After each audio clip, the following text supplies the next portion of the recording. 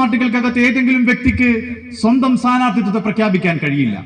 Communist പാർട്ടിയുടെ സംഘടനാ സംവിധാനമാണ് ആരാണ് ഈ ചുമതല നിർവഹിക്കേണ്ടത് തീരുമാനിക്കുന്നത്. വ്യക്തിക്ക് ഒരു റോളുമില്ല.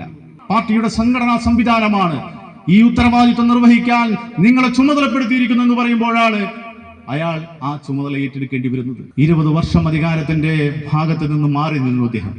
പുതിയ തലമുറയ്ക്ക് അവസരങ്ങൾ കൊടുത്തു, മാറി നിന്നു. ഇപ്പോൾ പാർട്ടി ആ ചുമതല ഏൽപ്പിക്കുകയാണ്.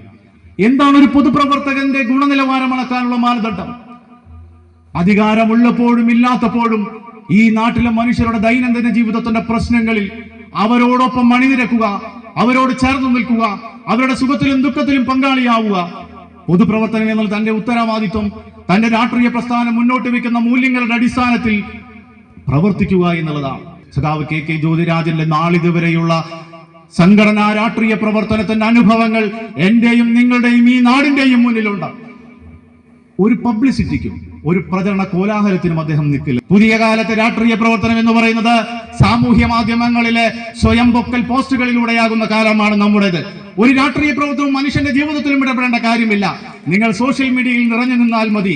ആ സോഷ്യൽ മീഡിയയിലെ നിങ്ങളുടെ പ്രകടനം കൊണ്ട് ഈ സമൂഹത്തെ മാനിപ്പുലേറ്റ് ചെയ്യാൻ കഴിയുമെന്ന് സുരേഷ് ഗോപി നമ്മളെ പഠിപ്പിച്ച അനുഭവം നമ്മുടെ മുന്നിലുണ്ട്. അതാണോ ഈ സമൂഹത്തിന് ആവശ്യം?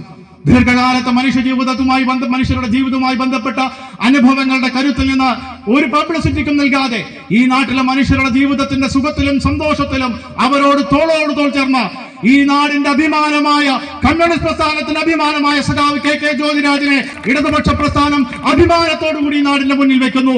ഈ നാടിന്റെ ഭാവിയെ മുന്നോട്ട് കൊണ്ടുപോകാൻ ഉത്തരവാദിത്വ ബോധമുള്ള, രാഷ്ട്രീയ കാഴ്ചപ്പാടുള്ള, വികസന കാഴ്ചപ്പാടുള്ള കമ്മ്യൂണിസ്റ്റ് പ്രസ്ഥാനത്തിന്റെ ആദർശത്തിന്റെ പ്രതീകമായ സഖാവ് കെ കെ ജ്യോതിരാജിനെ അരിവാൾ ധാന്യക്കതിരടയാളത്തിൽ വോട്ടുകൾ രേഖപ്പെടുത്തി ഈ നാട് അദ്ദേഹത്തിന് ഏറ്റവും ഉജ്ജ്വലമായ ഭൂരിപക്ഷം സമ്മാനിക്കണമെന്ന് മാത്രം അഭ്യർത്ഥിച്ചുകൊണ്ട് ഈ നാടിന്റെ ഉജ്ജ്വലമായ ചരിത്രം നിർവഹിക്കുന്നതിൽ കമ്മ്യൂണിസ്റ്റ് പ്രസ്ഥാനം വഹിച്ച നിർണായകമായ പങ്കുണ്ട്. 73 വയസ്സുള്ള മോഹനേട്ടൻ ഇവിടെ ഈ വേദിയിൽ ഇവിടെ വന്നിരിക്കുന്നുണ്ട്.